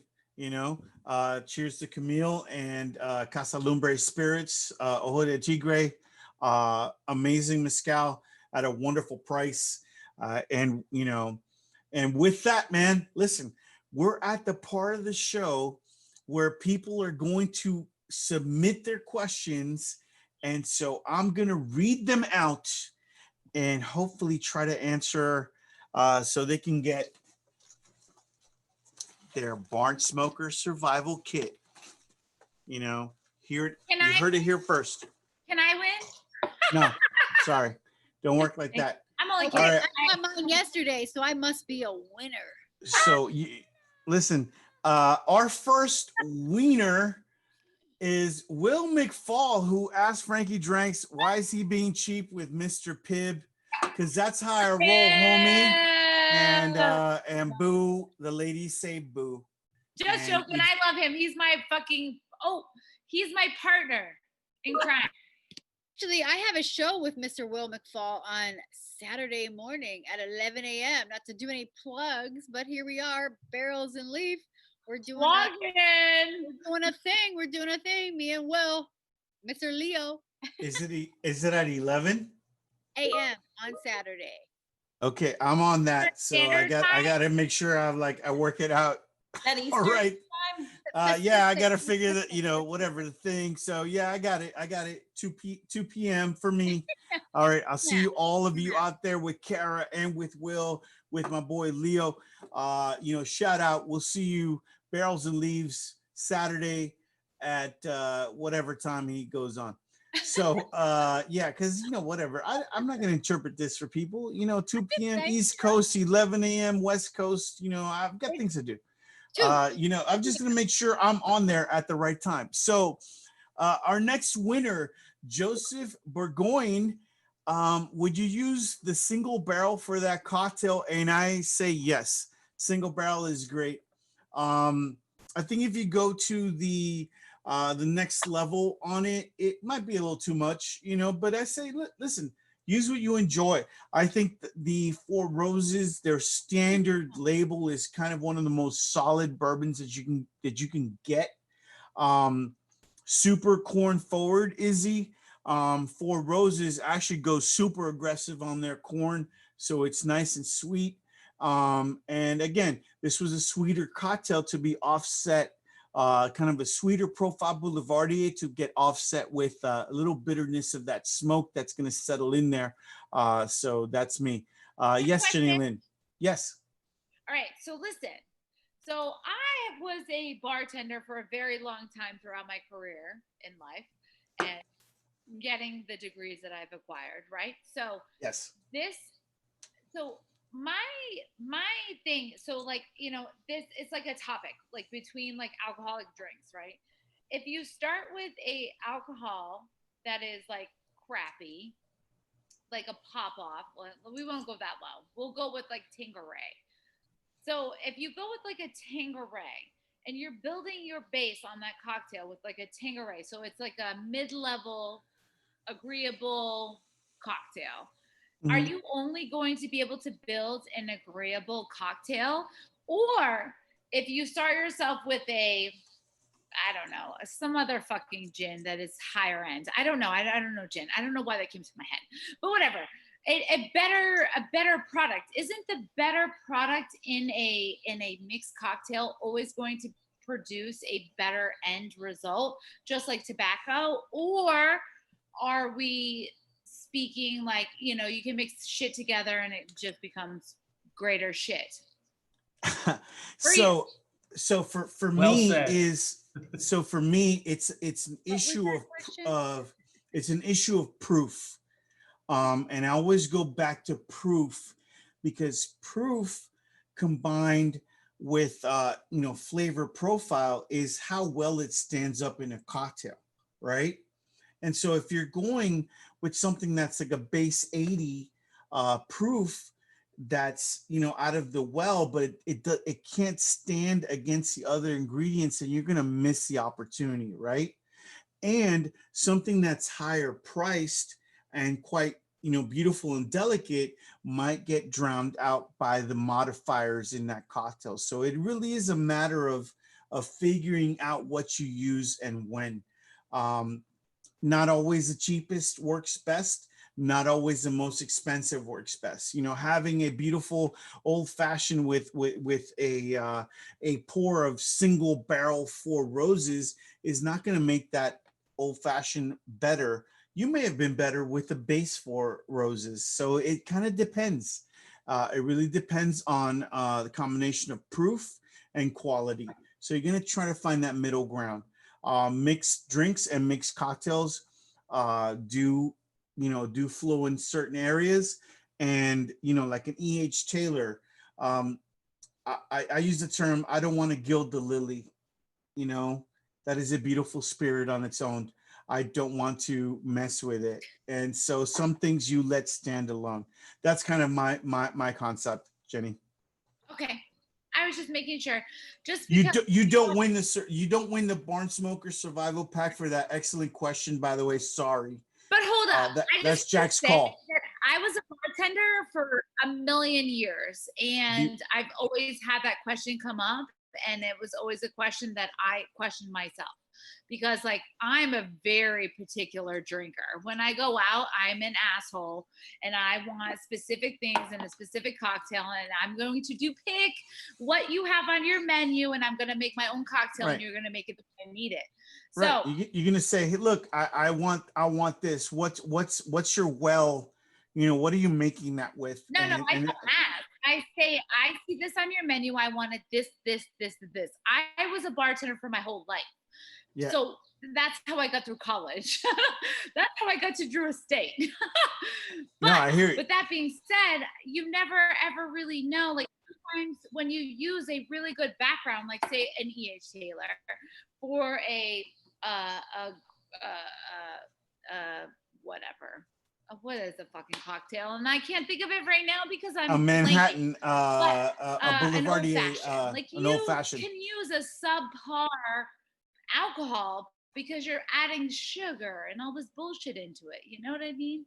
So for the people out on Facebook, if they're out there and they're not drinking it singly, that they could maybe use a subpar alcohol to mitigate the cost. I don't know. Alcoholics Anonymous. Anyway, that's fantastic. I'm going to go to Sam Walker's question is, how do you come up with your pairings?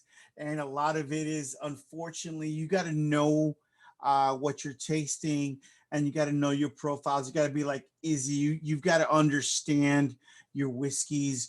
You've got to understand that base spirit, because, hey, I may not sip Old Granddad, right?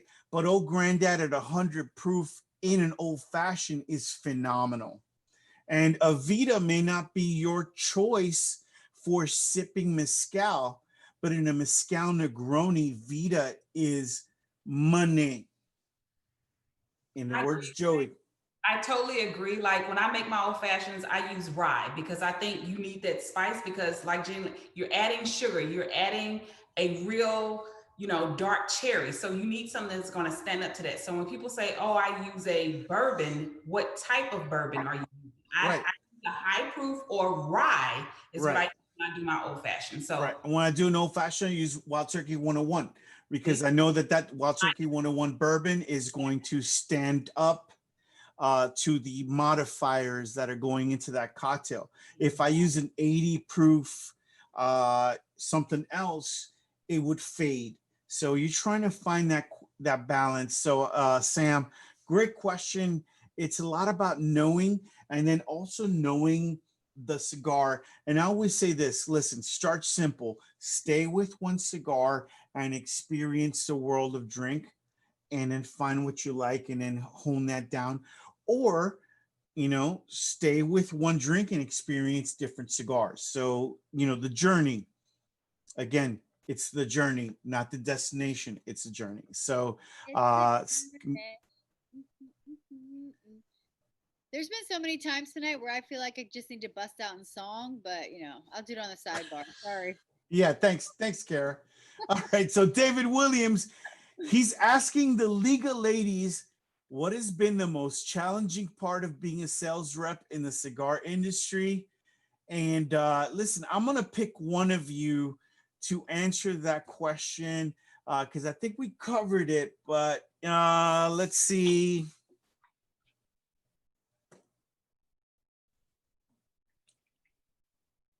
Kara, Oh, jeez. what's been the most challenging part? Let's go. You got 30 seconds. 30 seconds. What the fuck is this? Quick. I mean, You're low. JL, it's my time to shine, girl. This isn't a congressional hearing for the Supreme Court. You That's just what I was got you got thinking. 30 When you said seconds. that, I was like, are we on the Supreme Court right now? No, I mean, I think for me, for most women, it's being taken seriously. When I got into the cigar industry, it was back in 2007, 2008. I worked at a cigar shop. I ran the front end of the lounge, blah, blah, blah, and obviously I wasn't taken serious, people would look at me and be like, oh, you're a single white female. What the fuck do you know about cigars? What do you know about tobacco? So for me, and this goes back to a lot of what all of the ladies have said across the board tonight, is education. For me, I knew I've been a salesperson my whole freaking life and I hate salespeople, but it was for me, I was like, I need to know my product. I need to educate myself, So I dove into the industry. I dove into the tobacco. I dove into the different countries, the different regions, the different soils, the sun, the whole freaking fucking thing. And so when I would talk to people about the cigars that they were picking, I would give them all these specifics, like, oh, well, this filler tobacco has a jalapa, Nicaraguan Valley, and it gives this like sweetness into the back end, like blah, blah, blah. And there was so many times that I was sitting in a humidor with a gentleman, well educated, way older than myself, and he would just be looking at me like glass face, like, what the fuck are you talking about? So I mean, that's probably my biggest thing, is like being taken serious. I've been with Drew Estate for 5 years, going on my 6th year now, and there's no doubt about it. There's no lying. I'm not exaggerating the truth. Within the last 2 years, I've still had shop owners come, like, I'm sitting in a shop having a cigar, whatnot, and they're like, put the cigar in your mouth. Let me take a picture. I'm like, are you fucking kidding me? Like, get the fuck out of my face. What the fuck are you talking about? All the F-bombs. Here we are in the last fucking 20 minutes, But it's, it's true. Like, women are not taken serious. We haven't been taken serious. And when I got into the industry, there weren't many women. So as it's flourished over the last 5 years, at least for myself, with all the women of Drew Estate, with all of the women just in the industry loving tobacco, here in LA, we have a huge Sisters of the Leaf following. It's amazing, absolutely amazing. And they're all business owners, respectable women. They love tobacco, and they're just in it, So I think, I forget what the question was, but it was something about like challenges, whatever. But that's it, being taken serious as a woman in the industry, hands down. I mean, obviously at this point, I think men know, like, hello, we have a seat at the table. You can't silence us. You're not going to silence us. Like, we're paving a way, and we're bringing people to your profit margin. So knock off the bullshit, So, and one of my second things is, like, Delicia mentioned it, some of the other ladies here mentioned it. So much of the cigar industry for the women has been sexualized. Obviously, I just mentioned people are trying to get a cigar in my mouth, take a picture, and that's one of my biggest things. When I started with Drew Estate and I started getting people following me, I got that attention. I got that, like, oh, you're hot, you're a woman, you're sexy, you know what I mean? Like, you would get the DMs, like whatnot. And I've told you before, Frankie, I got my first dick pic and I was like, yes, I made it. And I will honestly say that I've only gotten one dick pic, because as soon as I got that dick pic, I realized, okay, you know what? I want to change it up, because I don't want people hitting me up like that. I want them to hit me up for education. And since that point, literally, that's what my DMs are all about. People hitting me up, women, men hitting me up saying, hey, what do you know about this cigar? Hey, where can I find this cigar? Hey, what's this cigar going to do with this? So that's my biggest thing, just hello, we're here, we're doing this. Yeah, I get it. Women are sexy. I get it. Men, most of you aren't. And it's a downfall for us women in the world. Like, you guys suck. Like, you Except guys for have, me, but that's all good. Here's the thing. Men have so much eye candy, and us women, like, we're struggling, but like, but like, I gotta turn off my screen. for me, it was like, I would create these posts with like educational posts about like the cigar I was smoking or whatnot. And people would be commenting like, I want to marry you. You're so beautiful. I'm like, did you even fucking read what I was saying? So I just always I want to let people know that I'm here to be a part, to be educational, to not be sexualized, even though I know, as we all know, the women of Drew Estate, we're sexy fucking creatures. We know. We don't need to be told every day when you see us, so appreciate us for what we're bringing to the table. Yeah. Well, I thank you for that.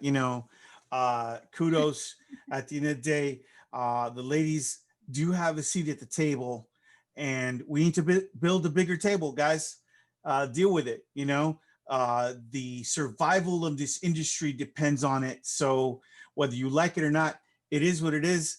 I personally love it, and thank you, Kara, for that honest response. So I'm gonna go around real quick. Ladies, pay attention, and this is only for today, because I know your palates can change, and as mine do. What's your favorite DE stick today, Izzy? Today definitely is going to be the Herrera Habano. That's my favorite. Thank you. Allie, favorite stick today from DE? Why'd you call me next? I was thinking still. My favorite today, Velvet Rat. Gotcha. Sarah, favorite stick, DE stick today, right now? All day, every day, Herrera Habano Lonsdale. Love it. I do smoke that thing every day. Jenny Lynn, favorite DE stick today? Right now. So listen, I have two, okay? Because I can't just pick one. Lonsdale's Herrera Habano Lonsdale in the AM. But right now, I'm a Herrera Lonsdale Norteño. Woo! I hear you. Nice choice. Kara, favorite DE stick right now? I don't have one, but my go-to, obviously, Herrera Habano, Lonsdale size, through and through, hands down, every day, all day. Whoop, whoop, whoop. Yeah. There you go. Robin, favorite DE stick, like right now? I would have to say it's the Herrera Broadleaf Lancero. Woo! All right. Listen. Oh, for everybody that's still tuned in right now, listen.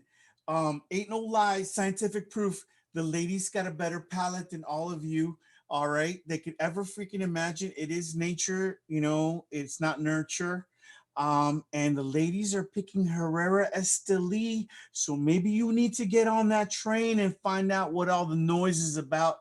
Because Herrera Esteli, truly one of my favorites as well. Brazilian Maduro. Joey, what's your favorite Herrera Esteli? Because I know you got that, they get that extensive palate on you. Yeah, well, Miami's are definitely in the heavy rotation lately, but the Herrera Habano Lonsdale, hands down. You ask anybody in this company, The cigar we smoke the most when we have them is that exact cigar in that exact size. Period. End of story. It's just the money. It's the money stick. It brings everything that you expect in a cigar. When you think about a cigar and you think, that romance of the cigar, that cigar hits it every single time. It's just money. Fantastic. Listen, I've got a really, really heavy duty involved question, and I hate to put us under the crunch, but Jack is telling me we got to get off, right? And so this is our last question of the evening, and it's Caddis this Biffle Carr. He asking the DE ladies, any words of advice for those who want to get into the industry? And I'm going to start the reverse. So Robin, you go first. Any words of advice? Get educated. Love it. Love it. Kara, any words? Yeah, know your shit, stand your ground, and you can only show one thing, tits or ass, So if you're wearing a tight skirt, wear a turtleneck. No, I'm kidding. Am I though? I don't know. But no, it's education. Yes. School motherfuckers. I'm going to tell you, I would sit in a humidor as these ladies have, as many ladies have across the US, and just school people because they look at you. You're a lady. You don't know anything. You can't tell me nothing. Oh, but guess what? Here I am proving you wrong. So yeah, just know your shit. There you go. Sarah, what do you think? I gotta jump on the education train, man.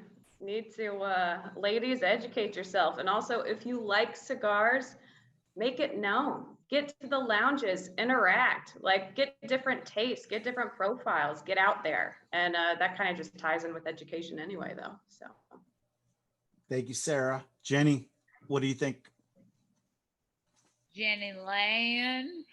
Jenny? I'm pretty sure Jenny Lane is a little lit. Where you at, girl? Lane says, follow the education route, bitches, because it's the only route you're ever going to find any kind of freedom at. However, it's freedom. It's freedom. So listen, if I see you, if any of these other ladies see you, if any other rep from another group of another manufacturer sees you, and you feel like you want to, connect with them, ladies, all the ladies, hear me now.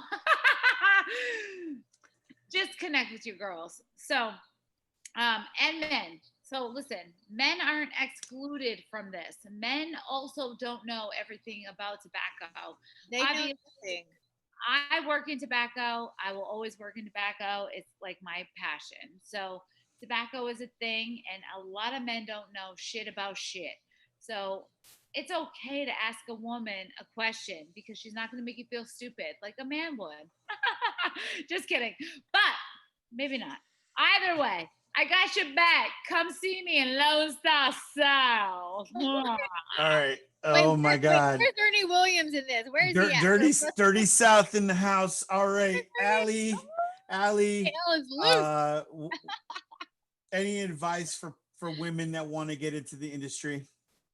Well, I'd love to not say the education thing, but that's how I started. I started with modeling / acting, got educated. Technically, that's the route I took because I kept asking questions, kept smoking different cigars. Because people do ask me this question all the time, male and female, asking how can I get into the industry? It's not just about educating yourself. It's also about knowing people around you that also know how to get you to that next step. It is who you know. I was lucky that I was able to do as many events as I did with Drew Estate as a promo model and get my foot in the door. I got in front of everybody that I needed to be able to have that conversation. Like, hey, I'm interested. And 6 years later, here I am on this panel with all these lovely ladies, Joey. And it's not just that education, it's also that passion. We can't teach passion. If you don't have the passion, then you're not going to be interested in taking those steps to having the education. I can't teach passion, but if you're smoking, you probably have got it. So you're already the right step in the right direction. Awesome. And last but not least, Izzy, What do you think? First of all, be true to yourself. Be who you are supposed to be. Don't try to replicate Allie or Jenny Lynn or Sarah or Robin. Just be you. Why are you bringing me in this mix? I'm just saying, be true to who you Girl, ain't nobody trying to be like JL. You're individual. Nobody wants to be like me because I cray. I Then promise. expose yourself. Like Indivisible. expose yourself to new opportunities. Expose yourself. Try something different. Like you have to expose yourself. And like the lady said, educate. So be true to you, expose and educate. That's what you have to do. But you know what? I would say, hold up. I would say be like Isola because Isola is a true motherfucker in this goddamn industry. She is. Oh, sorry, bad. I don't believe that's on her business card, but listen. Phenomenal though. She's I love you too. Somebody mute JL. No, I'm kidding. So listen. Wait, no, I want to say something real quick. Actually, I really do. Go ahead, Kara, because it's your birthday, but I need to sign off. I know. But I'm just saying, like, all of these women are sitting here saying, like, education. And it's true. You need to be educated, right? But it's kind of a sad thing in the same sense because guess what? Men don't need to be educated. Men don't need to, like, prove themselves. And us women have to consistently prove ourselves. But they do. You know, but they don't know shit. And we all know that. I mean, obviously there's a few out there that know some things, but like, you know, for us, women in the industry, we're coming into a male dominated industry that is obviously, you know, here we are, we're doing our thing, you know, but it's like, okay, so we need to be educated and know our shit to be able to stand ground with these men who, you know, may or may not know what the fuck they're talking about. So, you know, Hold up. We have a lot of women and a lot of men that don't know shit about Shinola. Period.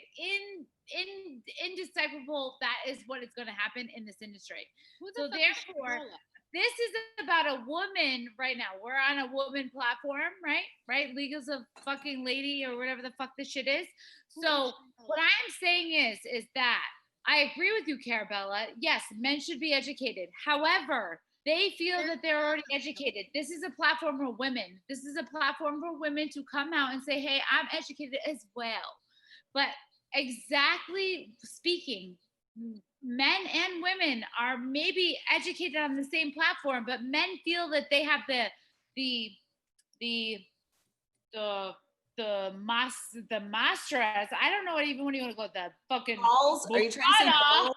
That they have more than women, even though women know more than they do. It's just women are less dominant in the industry. This is what we're trying to speak about right now. But men, I'm just saying, like, women, stand your fucking ground. You're here, you love to men. You know what I mean? When you need to prove a man wrong, which I've stood in humidors, as I said, many, many times. Oh, you can't help me. I'm like, okay, so, you give them education and they're like, oh shit, she knows more than I do. Yes, know your shit to prove your point and stand your ground. But the whole point of that, right? So when a man looks at you and says, hey, I don't, she's a girl. I don't know what the fuck she's saying. And then they look to the guy and the guy actually says, hey, I know what the fuck she's saying. You listen to this bitch because I don't know what the fuck you're talking about. It's the best prescription. I think we need to do another one of these. That's what I think. All right. So listen. This has been the world's longest episode of Sticks and Sips, and I love it. But I've got to sign off now, and all I've got to say is first, thank you to all of you. Right, all of you, starting with Delicia, Izzy, Allie, Jenny, Sarah, Michelle, Kara, Robin, and my man Joey. Episode 27 has been freaking amazing because we're talking about some stuff that's real, and we sprinkled a few expletives in there, and it wasn't me this time, which is good. But I want to thank all of you. Because I admire all of you. And, the last piece I want to say is this. It's still hard out there. So please support your brick and mortar, support your hospitality places. They need it. You know, I know we're slowly getting back on track, but it is a process. So you need to support them. Make sure you follow us at Sticks and Sips, at Drew Estate Cigar, at Frankie_Dranks on Instagram. I've got one announcement. Next week, I got Mixmaster Mike from the Beastie Boys, and I'm giving away this freaking boom box. So, so tune in next week. The last thought, if the ladies will allow me to have it and give me the honor of having it, is listen, we need the ladies in this industry. More importantly, we need the ladies at the cigar lounges, and we need them to feel comfortable being in there. So don't be a dick, right? Treat them with respect, right? Share the knowledge, share the experience. They're not there to be hit upon and treated wrongly. Treat them right, like you would treat your daughter or your mother or your wife. So please be respectful, be honorable, and we could all share in the beauty of the experience of the cigars. And with that, I'm going to sign off for tonight. And that's it for Sticks and Sips, episode 27 in the books. We're in the back half of the year. Peace.